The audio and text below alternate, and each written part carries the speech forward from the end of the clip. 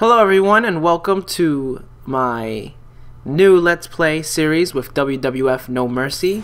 I will be trying to 100% the European Championship. And I say new because I have another Let's Play series in my channel page. I 100%ed the Light Heavyweight Championship, the total of 6 videos here. Now the European Championship is a little longer. It's going to be a total of 10 parts. So let's get this thing on the way. I will be playing as Val Venis. And if you haven't watched my Light Heavyweight Championship, basically what I'm going to do in these Let's Plays, I'm going to go over the gameplay as I go along here on these different paths. I'm using a FAQ from GameFAQs that basically breaks down all the different paths you can take, and you can take several paths as a contender, meaning you haven't won the title yet, and as a champion. So what I decided to do was to play as people who have had some sort of impact on the European title, and usually I will go by kind of like their ranking as you know, their longest reigns, their longest total combined reigns as European champion. And pretty much the top 10 people for European champions are all in this game with the exception of one, which I'll get to in a bit. So basically, since that one person was, you know, that's in the top 10 is not in this game, I actually was able to squeeze Val Venis into this playthrough, which I'm pretty excited about because I enjoyed Val Venis when he was around the WWE or WWF back in the day. And this year actually was kind of the year where I was really warming up to him, in the year 2000. He did a lot of interesting things, had a lot of different gimmicks, and I'll get into that. But yeah, let's talk about my Let's Play. Again, if you're joining me, thank you. I hope you enjoyed this episode. Please watch my Light Heavyweight series. I'm a big fan of these games. I've been playing these games for 15 years, so I feel like I know a lot. I hope I know a lot. Hope I don't sound like an idiot. But yeah, I'm playing on the expert difficulty. And real quick, the reason why you saw me in created wrestler mode, I am playing this on original N64, but for some reason the black levels in this game really bother me. Excuse me, that's my voice getting messed up again. It always gets messed up when I'm doing these videos. Anyway, the black levels always really bothered me, and when I was doing the Light Heavyweight Championship, I wasn't really going in and editing all the different blacks on the knee pads and stuff like that, but they really do get to me. So you're gonna see me with these European title videos. I do a lot of edits, a lot of basic edits, like just changing the blacks or different colors, or removing an elbow pad here or there. And I love that this game offers that flexibility. You know, the creator wrestler mode is fantastic. You know, it might seem limiting at first, but you really can do a lot, and you can create a lot of cool wrestlers pretty accurately. Excuse me again. Okay, so right away, the European Championship. Since this is the first playthrough of the mode, it's going to be pretty simple. I just gotta win pretty much every match. Now, there's gonna be a little bit more variety in, you know, paths you can take, different choices you can make in this path, as opposed to the Light Heavyweight. The Light Heavyweight was pretty basic. You just won a match or you lost a match. There were a few different match types, some, you know, hardcore matches, ladder matches, but they were very spare. There's a lot more of that in the European Championship, and you'll see that here. Right away, looks like I'm going to make quick work of Eddie Guerrero with one of Val Venis's signature moves, which is basically like the perfect plex, which is a Northern Lights, not Northern Lights, I'm sorry, like a fisherman suplex pin. I love that move. It's a very simple move, but it's very effective looking, and of course it's very iconic because of Mr. Perfect. And I thought it was pretty cool that Val Venis adopted that. So we're going after the European Championship, and in the game right away, Eddie Guerrero's the European champion. I will have a playthrough of him coming up. He was pretty much associated with the European title in around the year 2000 because of the angles he had going on. But the European title was established in 1997, so it was a fairly new title if you're you know, talking about the timeline of when this game existed. Oh, I guess I should talk about that real quick. If you are just joining me for this Let's Play series and you haven't watched my light heavyweight series, not only do I talk about the gameplay of No Mercy and all the other AKI wrestling games, I'm going to talk about that. I'm going to talk about how I feel about wrestling and what was going on at this time and maybe what's going on now and these wrestlers I play as. But I also like to focus on the year of, you know, of what No Mercy is supposed to be based on. And basically what I assume that year is from November 1999 pretty much up to November 2000. The game came out in November 2000. You know, obviously they were working on it sometime right after WrestleMania 2000, which was the game that came out before this, and it was released in October of 99.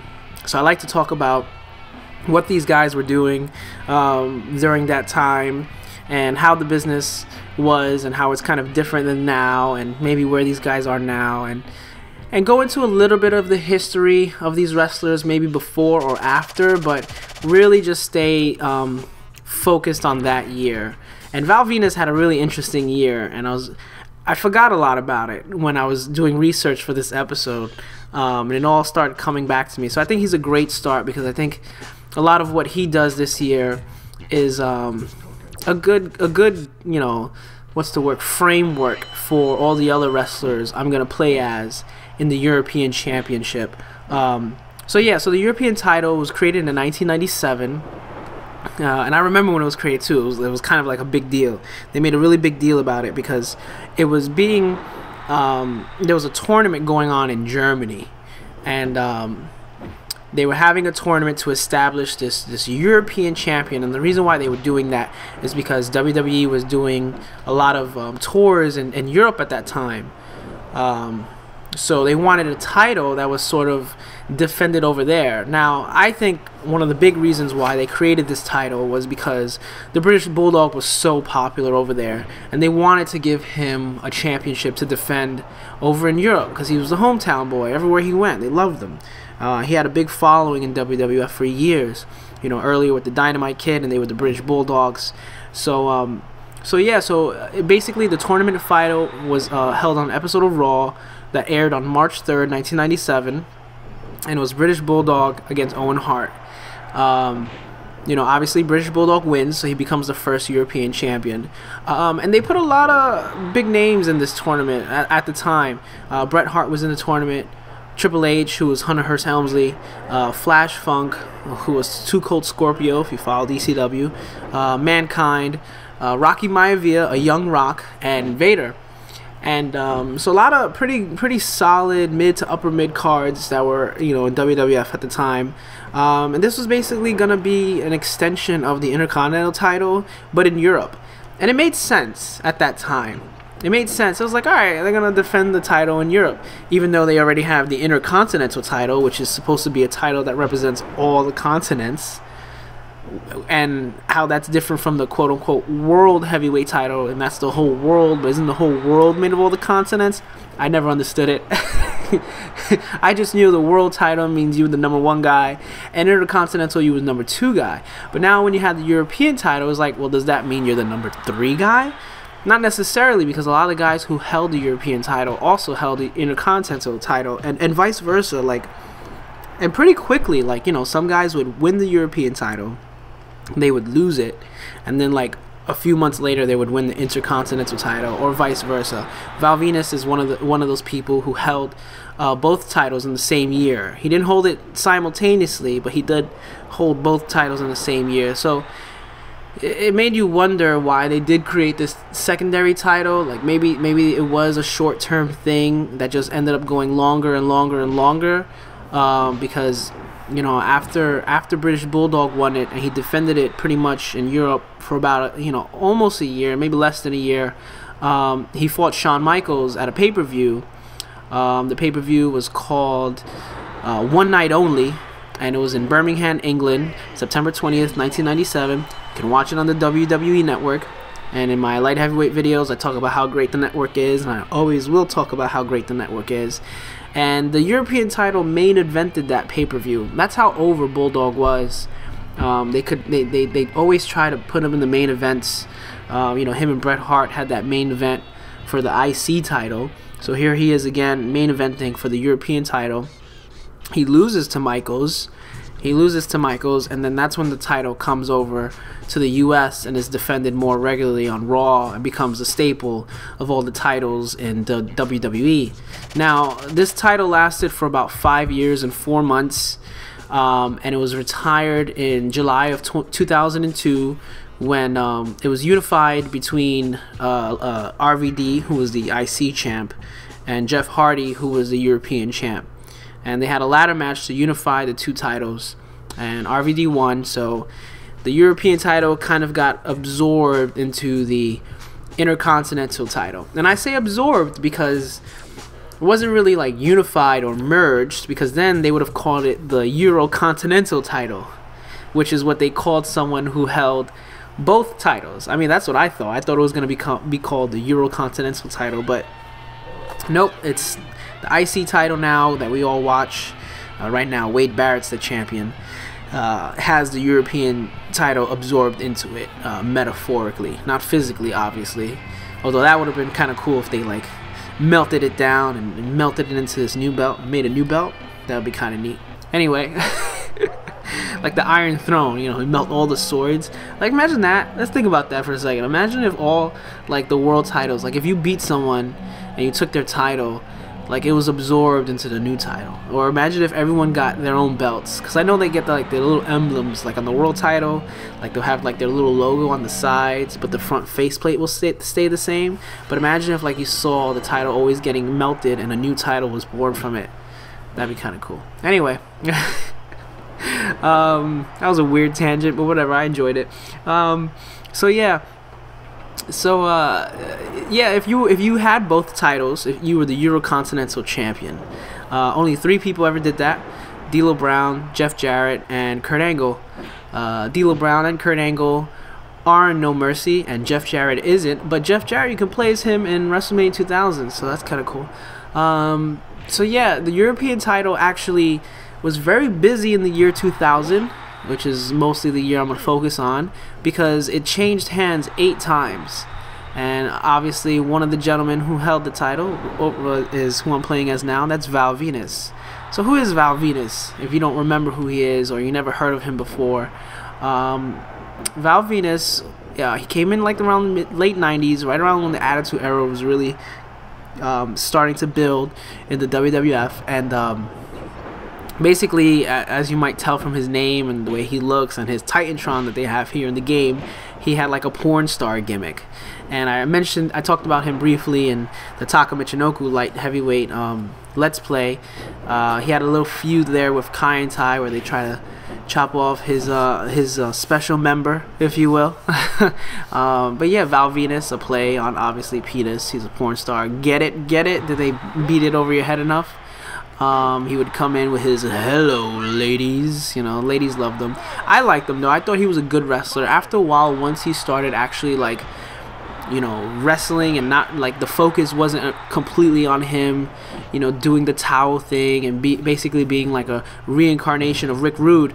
He was a good wrestler in the ring. He was solid. So I always enjoyed him. But yeah, he was European champion only once. Later on, he would be a World Tag Team Champion with Lance Storm. He had the Intercontinental title once before winning the European, and in the year of 2000, I'll talk about it soon, he also won the IC belt again. And that run was probably more memorable than his first run, and I'll get into why later on. But he won the title for the first time on December 12th, 1999, which takes place in the time frame of this game. Because remember, WrestleMania 2000 came out October 99. So yeah, so December 99 at the Armageddon pay-per-view, he took on British Bulldog, who was the champion at the time, who I'm fighting right now. Isn't that cool? And D'Lo Brown. And he was feuding with Bulldog for a while, and that's what led into their pay-per-view match, and somehow D'Lo Brown got involved, but Val Venis won. That match wasn't so great. I rewatched it recently, and I wasn't crazy about it. Seemed like they weren't all on the same page for whatever reason, but I don't know. You know, when British Bulldog first won the European title, he was definitely like at the height of his popularity, but also I feel like that's when he really was the best in the ring, you know, when he was Davey Boy Smith. Something happened along the way, and when he came back to the WWF and he was wearing the jeans, which I never understood. I was like, yeah, so what's your outfit gonna be? Oh, I'm just gonna wear jeans and boots. All right, I guess. So he wasn't as interesting to watch in the ring, and I know he was going through personal issues, as all wrestlers do, because that's wrestling. But he held the title. This is Val Venis. He held the title for 58 days, and he lost it to Kurt Angle on an episode of SmackDown, which aired on February 10th, 2000. Kurt Angle would win the IC title later that month at No Way Out, and he would become a Eurocontinental champion. See, that's why I mentioned it earlier. I don't just say things, you know, I always come back to them. Kurt Angle's reign as champion actually ended at WrestleMania 2000. The pay-per-view, not the game. The pay-per-view actually came out after the game, and he held the title for only 54 days. So that's why my first video is with Val Venis, because Val Venis has 4 more days on Kurt Angle. If Kurt Angle would have just won the title a week before, then I'd probably be starting out this European video series with Kurt Angle. But nonetheless, Kurt Angle would get his playthrough. I'm sure you'll see him in the World Heavyweight run. But yeah, Val Venis, there he goes, pitting British Bulldog. And actually, British Bulldog and William Regal, both from Europe, you know, European, the only 2 wrestlers to hold the European title who are actually European. And Val Venis beats him for the title, and Val Venis is actually Canadian. So, you know, that's a little fun fact. I think there was about like maybe 30 or so people who held the European title, and only 2 of them were actually European. So that's kind of funny. So yeah, there I go. I hit him with the perfect plex. I'm sure British Bulldog would remember that from his days wrestling Mr. Perfect. Val Venis would also do the money shot, which was basically a splash from the top rope, and you'll see me do that. That's how I won the first match against Eddie Guerrero. And here I go, I'm fighting Eddie Guerrero again backstage. Now, I should talk about this because I don't think I really touched up on it in my light heavyweight, but backstage matches are pretty interesting. You know, there will be a lot of times where you have to lose backstage matches, and the best way to lose them, like I mentioned before, is go for like a strong grapple that can kind of be reversed. It's usually easier with a light heavyweight guy because they have like a Frankensteiner that can just be flipped over, but you know, some of the heavyweights have moves that are easily countered into pins. But I don't have to lose this one. I couldn't win this one. And basically, when you're backstage or on the table in your pool room, anything goes. The computer has a big emphasis on trying to get you back to the ring for some reason, unless like the doors are closed, because there'll be some matches where you can't leave the room you're in, like you'll have a boiler room match and you can't leave the boiler room. But here, as you can see, you know, the doors are all open, and I can actually whip Eddie Guerrero out onto the you know, the entrance in front of the Titantron. I don't know if I do that in this match, but basically what you want to be aware of backstage is that you take a lot of damage from being whipped into the walls, because the walls, I don't know, they just hurt a lot. And there's some animations where if you get thrown into the wall, you automatically will fall down or you'll bounce back. So use that to your advantage if you're having trouble with the computer. Like I said, I'm playing on expert, but computer's not really that difficult on expert, so it can be kind of easy to just win these matches with no big issue. You can always use the weapons to help create distance. You know, throwing them is great in case your opponent is gaining the advantage on you. Excuse me again.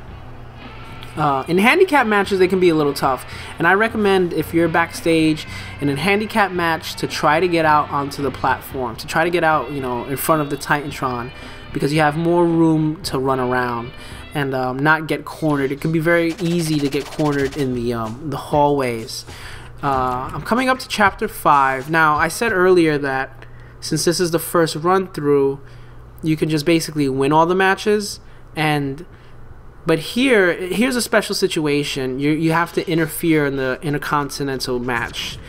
And there's two options you can do. You can either make the IC champion win or make the IC champion lose. It's very easy to make the IC champion win because your character will always stay focused on, you know, the guy you're supposed to make lose.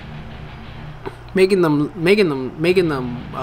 IC champion lose, it's a different story, and you'll see in one of the later playthroughs how I do that. But basically in these matches, and they don't just appear in this mode, they appear in a few other of the title runs. Basically after the minute mark, your character would run in, and when you run in, you'll automatically have a special, and you might not be aware of that because your special meter doesn't show. But when you run in, you can automatically hit your special because you'll be running in with a special meter. So if you never knew that, now you knew, because they don't show the meter. And the way you can always tell if you can get your special back up if you're in the match, just keep doing a taunt until you see that you do your special taunt. Alrighty, so let's get into the year review. I'm gonna have to go a little quickly because I'm only a few matches towards the end of this run through already. It goes by really fast. So yeah, Survivor Series, he was in a standard, you know, 4-on-4 elimination match. Him, Mark Henry, Gangrel, Steve Blackman, they took on the British Bulldog and the Mean Street Posse, and this was part of the feud that led up to Val Venis going into Armageddon in December and winning the title from British Bulldog.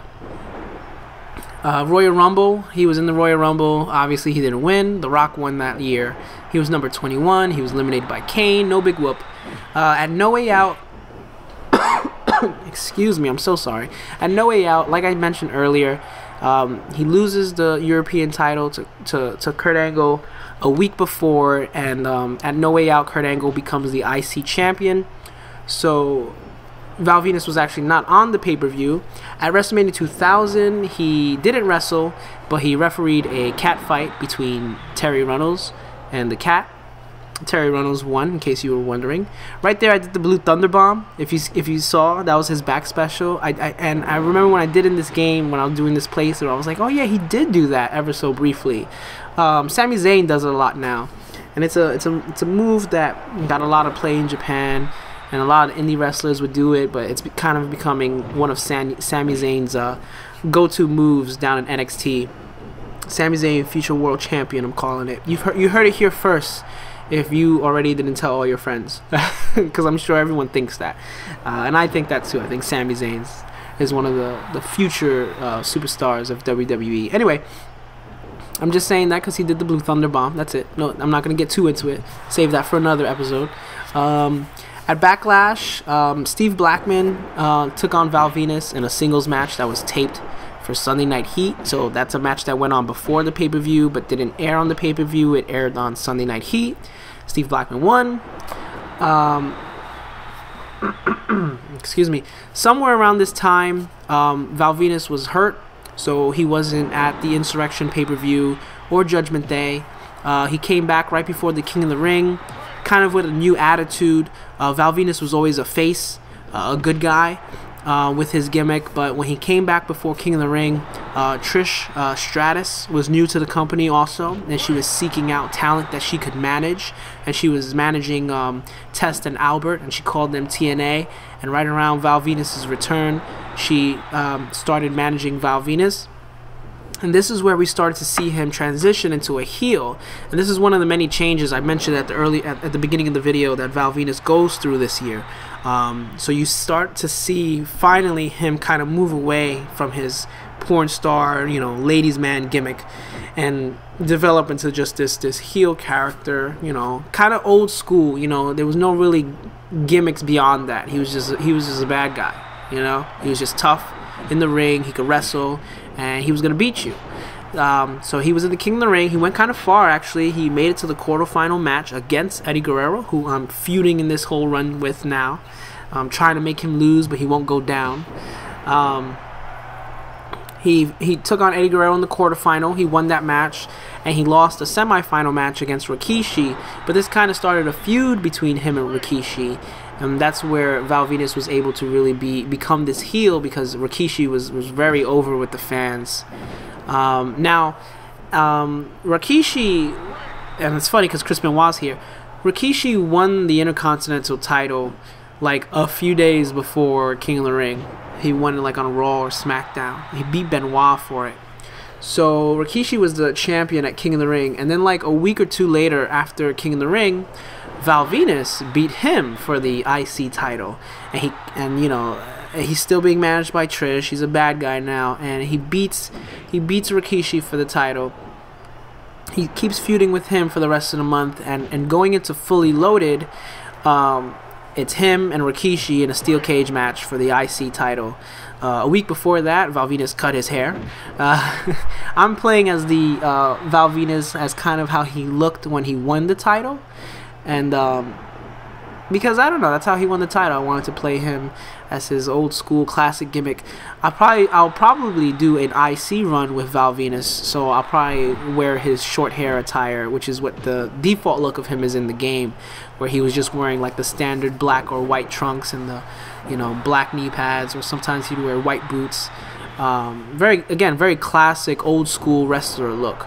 You know, no frills, no gimmicks, which was very opposite from his, you know, porn star gimmick. It's so outlandish and out there, and then all of a sudden he transitions to this like kind of like just take no names, old school heel. You know, all business, black trunks, black boots. You know, Val Venis, no fancy gimmick beyond that. But yeah, he goes on to face Fully Loaded Rikishi July 23rd. Watch this match on the WWE Network. I give a few recommendations when I do these playthroughs. You know, I like to spotlight some of the matches that I really enjoyed back then and still enjoy now. This cage match still holds up. It's actually a very underrated cage match in my opinion. The storytelling was great. The pacing was great. It's a little bit slow, but again, it was a little bit more old school. And both these guys, solid, you know, wrestlers in the ring. Rikishi coming from that Samoan background. He was one of the better workers that came out of that group. They have a really good match, and it gets really intense. And you might remember it because that's when Rikishi dove off the top. You know, spoilers if you haven't seen it, but that alone is worth seeing because even though he jumps off the top, he still loses the match. And it's because Taz interferes, and they both kind of go over because of that. It was a good match. It still holds up. I really enjoyed that cage match. It's hard to have cage matches where, you know, it's just two guys in the ring and they're not doing flips all the time and dives all the time. And you don't really think that going into the match that's going to happen anyway. But then when Rikishi climbs the steel cage, you just see the crowd going crazy, and they're like, is he gonna do it? Is he not gonna do it? And it's such a great build up and a great moment, and Val Venis and him put on a really good match. I really enjoy that match. It's one of my favorite Val Venis matches. Go watch it if you have the WWE Network. If you don't have the WWE Network, but you're listening to this Let's Play, then that tells me you're a wrestling fan, and you're missing out. You're missing out on the WWE Network. Go get it. $9.99 a month. If you can't afford it, okay, I can understand, but if you can, no excuses. Alrighty. So anyway, SummerSlam after that. Very fitting. There's kind of like a little brief feud between Val Venis and Trish Stratus and Chyna and Eddie Guerrero. And so they have a intergender mixed, you know, tag team match for the IC title, right? Very strange. Yeah, I know. So whoever wins, whoever gets the pinfall becomes the IC champion. So if Val Venis pins Eddie Guerrero or Chyna, he stays champion. But if Trish would have pinned Chyna or Eddie Guerrero, she would have become champion. Very bizarre, but basically Val Venis loses the IC title without being pinned because Chyna pins Trish, and Chyna gets the IC title for a second time. Immediately after this, when he loses the IC title, probably like a week or so later, he joins Right to Censor, which is Stevie Richards' censorship group. They were, you know, kind of riffing off of all the censorship groups that were, you know, bashing WWE at the time because the Attitude Era and all that stuff. And Steven Richards, who was from ECW, so it was kind of ironic that he would have started this movement. It was him. He got Bull Buchanan to join him, and then they changed the Godfather. They turned the Godfather into the Good Father. He wasn't bringing his, you know, hose to the ring anymore. He was reformed, and they weren't gonna do that anymore. And Val Venis, who wasn't doing his porn star shtick, because he was more so focused on being this like intense heel, but they still kind of like bring him over to be with Right to Censor. I think it was a way to help keep putting Val Venis over as a heel, and I think they really wanted to go somewhere with this Right to Censor group, but you know, it wasn't as big as it ended up being. I mean, you know, it didn't end up being as big as they probably wanted it to be, if that makes sense. I hope that makes sense. I hope everything I say makes sense. Anyway, excuse me again. So at Unforgiven, that's when he teams up with Right to Censor, and again, that's like 3 gimmicks in 1 year, right? So he went through 2 titles, and now he's up to his 3rd gimmick in 1 year. He's dressing up in a suit and tie, and he's with the Right to Censor group. So at Unforgiven, him, Stevie Richards, Bull Buchanan, and Godfather, they all team up to take on the Dudley Boys and APA. And you know, because the Dudley Boys, because they're violent, they put everyone through tables, and the APA, because they're violent and all they do is just drink and gamble. And Right to Censor won. They won that match. They won the battle, but they didn't win the war, because Dudley Boys keep doing what they're doing, APA keep doing what they're doing. And then at No Mercy, the pay-per-view, Right to Censor take on Chyna and Mr. Ass in a tag team match again, because of their whole Right to Censor gimmick thing, and they beat them. They beat them as well. So you know, a lot of wins in the Right to Censor starting off. Later on, you know, in the 2001, Right to Censor started to lose a lot, but in the they were winning. They really did seem like they were going to be a stable that was going to cause a lot of trouble. Survivor Series 2000, Val Venis took on Jeff Hardy in a singles match that was taped for Sunday Night Heat, and that's basically Val Venis' year in review. So he was European champion in 2000. Although briefly, but he did hold it for enough time for me to warrant a run through, and I'm glad I did. And I hope you learned something new about Val Venis that you probably didn't know. You know, he did eventually go back to his Val Venis gimmick, you know, the porn star gimmick. But I think they started calling him the Big Lebowski, and then he dropped that and sort of went back to his heel gimmick, and he was working for Bischoff, if I remember correctly. And yeah, and then after that he just left. You know, he's just one of those stories where like nothing really spectacular with Val Venis. He was always a solid worker. And if you look at the year 2000, if you look at how he was kind of getting pushed and taking on a lot of these guys, it didn't seem like he, you know, it seemed like they wanted him to break in with this group, but it was getting so, and with this group I'm meaning like all like the Kurt Angles and The Rock and Stone Cold and Chris Benoit and, you know, Eddie Guerrero even.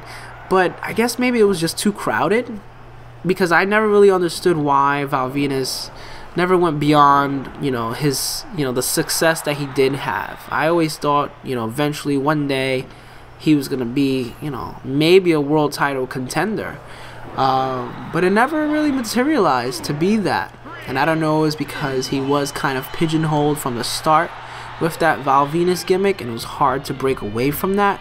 And maybe people didn't take him as seriously as maybe they should have as a heel. Because also, if you watch a lot of his matches where he was the heel, a lot of people were making him win, but he wasn't doing the heel stuff to win. You know, in that Rikishi match, and a lot of those Rikishi matches, people were always coming in and like hitting him, like Taz was hitting him with like a TV camera, this and that, and Trish Stratus was distracting the ref. it was never really Val Venis doing the heel stuff like Triple H was. Like Triple H was always the douchebag, you know. He was always the one doing the evil things. He had guys helping him, but it was always Triple H that would take it too far, and that's what put him over as a heel. And, you know, Val Venis wasn't really the guy taking it too far. And then when he joined with Right to Censor, he kind of took a step back, you know, behind Steven Richards. And I kind of felt that it should have been him and Steven Richards at the forefront, but instead it was like, you know, Steven Richards and like Bull Buchanan a lot of the times. I don't know, it was weird. I would have liked to see, you know, Val Venis kind of break out and become this, like, you know, great star. But, you know, not everyone could be world champion, unfortunately. And, you know, maybe there was other stuff going on, but because I know Val Venis actually worked through a lot of injuries he would reveal later on in his life. So yeah, but I mean, 2000 was definitely a year where he was trying to find, you know, what worked for him, and how am I going to reinvent myself? And you see that issue now a lot, and we've seen it in the past. It's like, to break out of that mid-card status, it's like you have to kind of reinvent yourself in order to stay relevant. And then, you know, even if you do reach the top, you still got to reinvent yourself to stay relevant. And Val Venis really did seem like he was trying to reinvent himself, just nothing was sticking. You know, and it's funny that he went from the European title to the Intercontinental title. I think maybe it happened too quickly, and I think this was part of the problem with the European title, because that year you saw it, you know, you saw Val Venis win it, then he lost it to Kurt Angle, and then Kurt Angle was the Eurocontinental title, and then Val Venis would win the Intercontinental title. So it's like, what weight did the European title have? Because, you know, when you see a guy win the European title and then you see him win the Intercontinental title in the same year, it's like, okay, like, what's more important? Which one was a bigger victory? He was already the IC champion before he won the European title.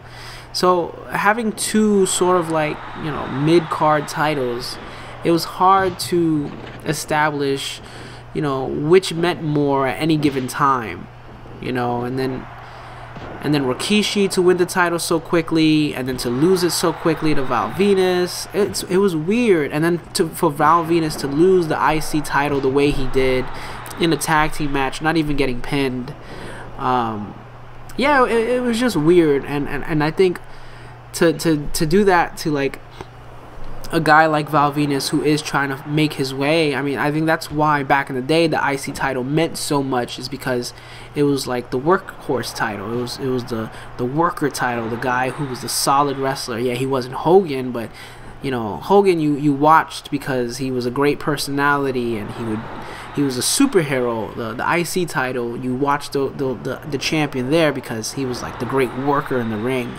And that's why I was like really excited when Val Venis won the IC title the second time, because I felt like they were really starting to push him that way. Here he is with just the black tights and, you know, the no nonsense, no gimmicks. Yeah, whatever, my name is Val Venis, but it's not like I'm this big porn star kind of guy anymore. I'm just going to be in there. I'm going to out wrestle you, and I'm a tough heel.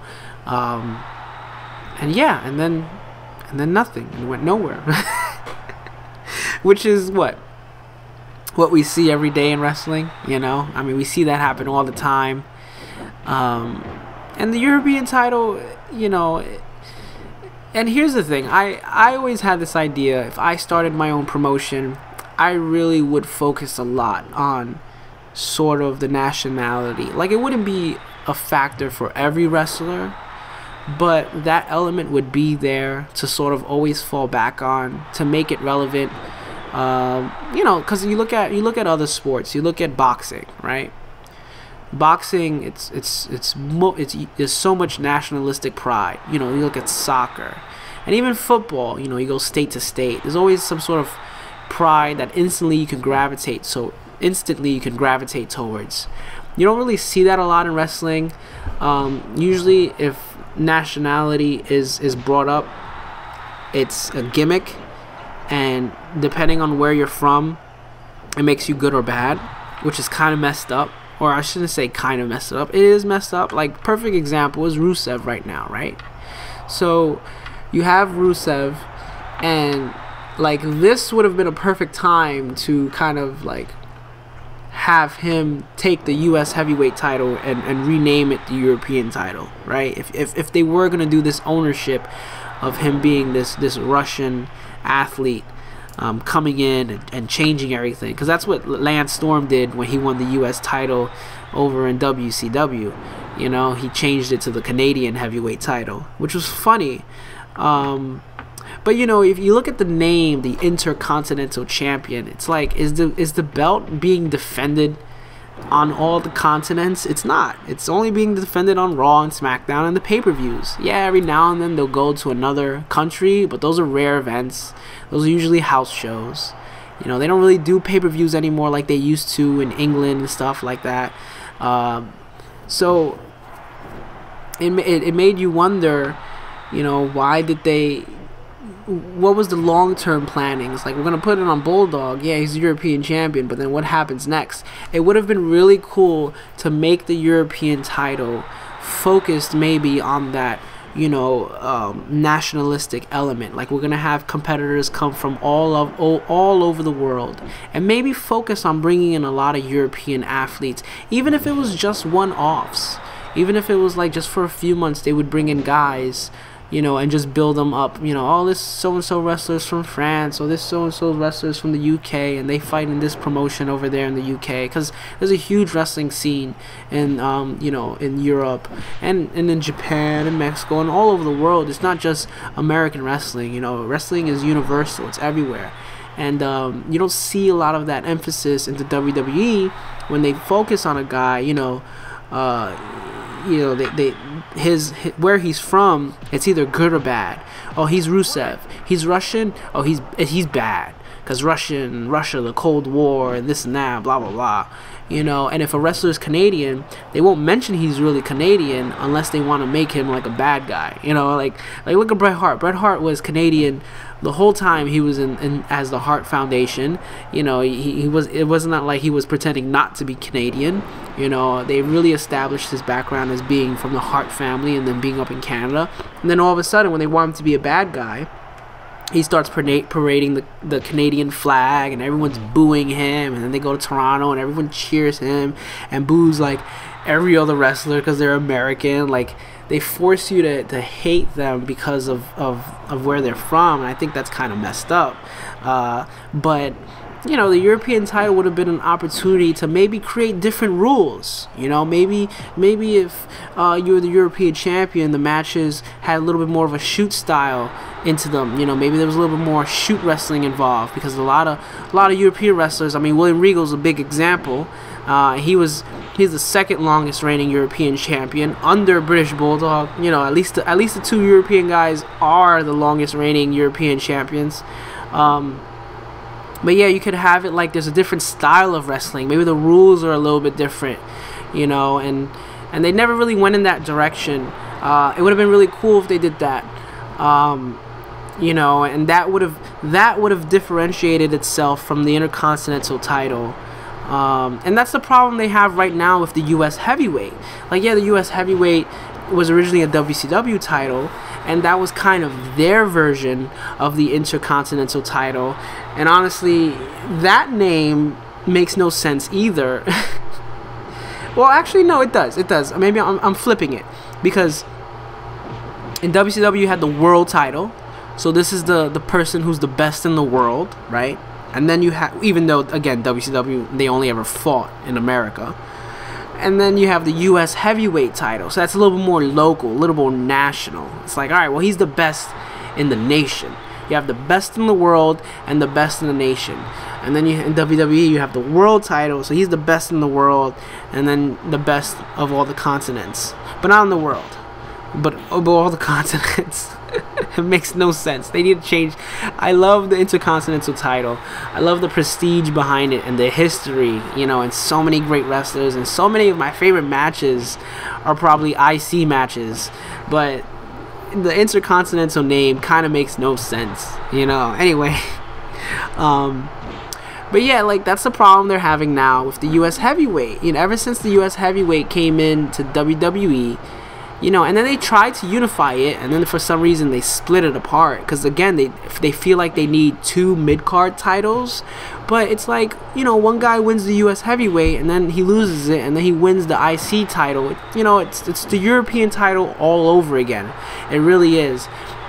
I like the run that Rusev's doing right now as the US champion.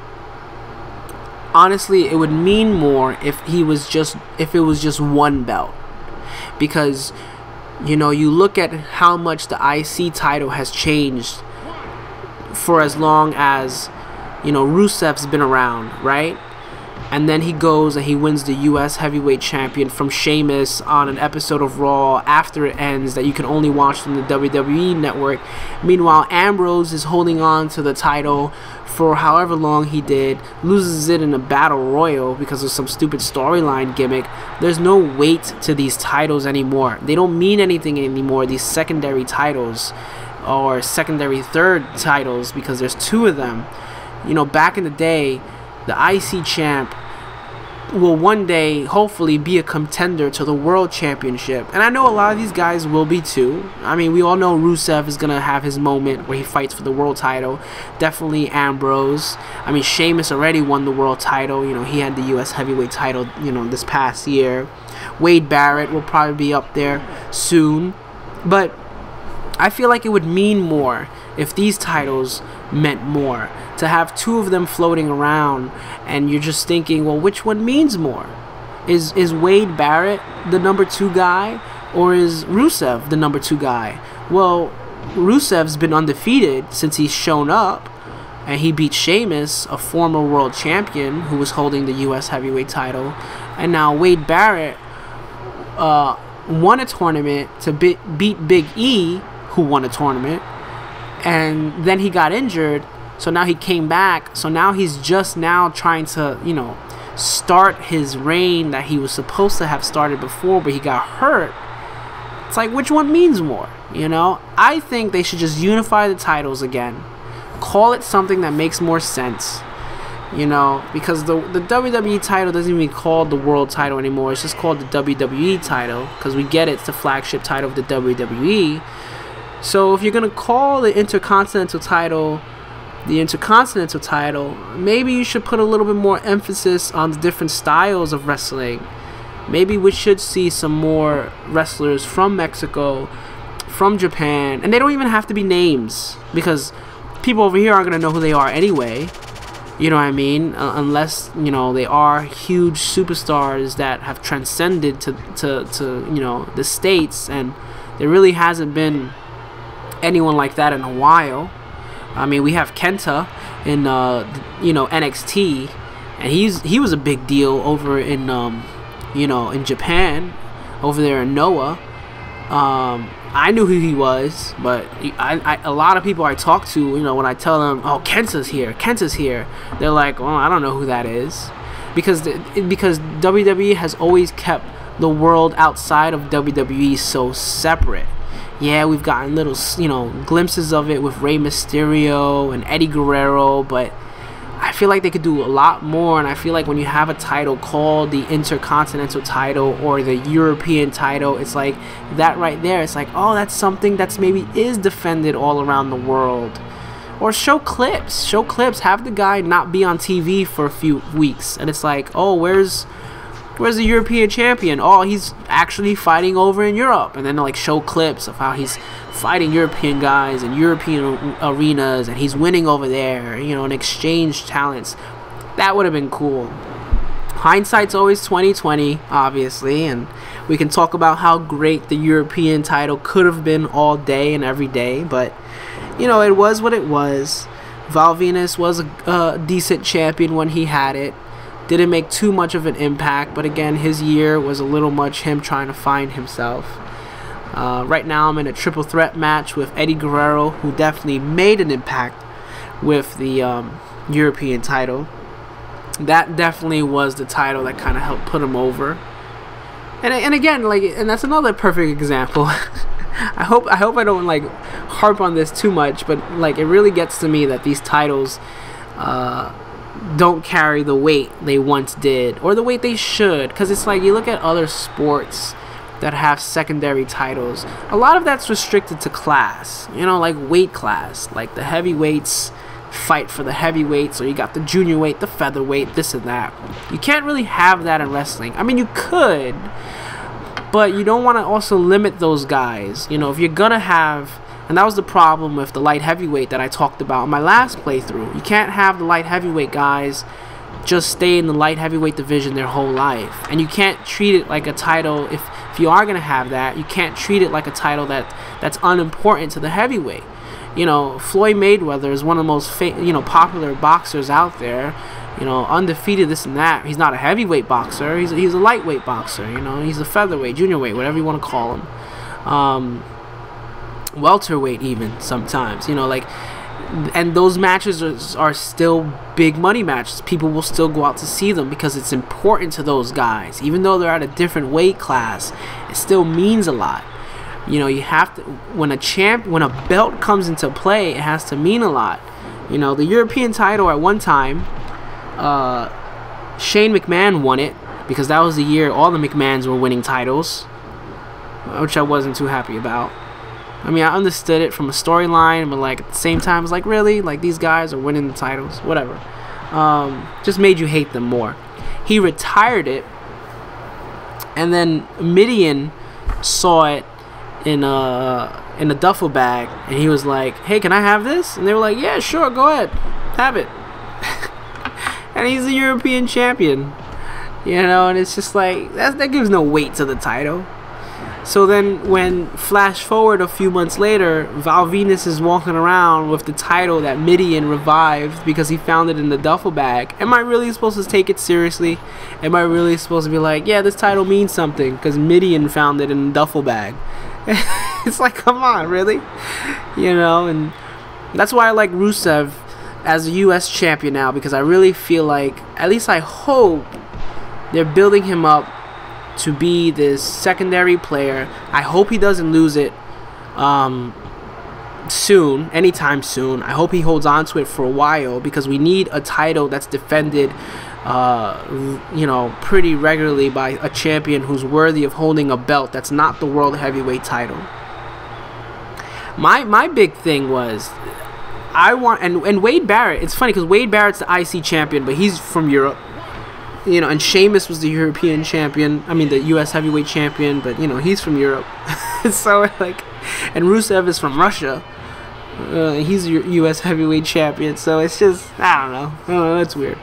But I hope he holds on to the title for a little bit longer, and I honestly hope they unify the titles, and just because we really only need one, you know, middle title.